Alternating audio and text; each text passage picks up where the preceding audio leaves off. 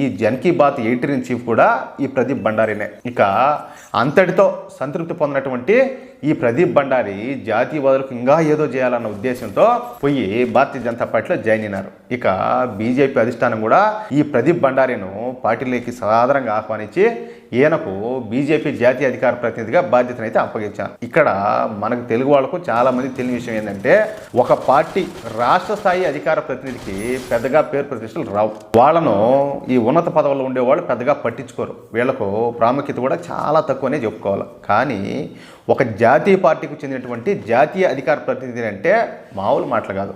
Walk చాతుర్యం ఉంటే వాళ్ళు over నైట్తోనే మంచి పేరు ప్రఖ్యాతులు అయితే సంపాదించుకోవచ్చు. అంటే ఒకే ఒక డిబేట్తో తమ సత్తా దేశం మొత్తం నిరూపించుకోవచ్చు. జాతీయ అధికార ప్రతినిధులకు ఉండే గౌరవ మర్యాదలు కూడా చాలా వేరుగా ఉంటాయన్నమాట. వాళ్ళు ఎక్కడికి పోయినా కూడా అక్కడ అధికారులు నీరాజనాలు పడతారు. ఒక జాతీయ పార్టీకి చెందినటువంటి జాతీయ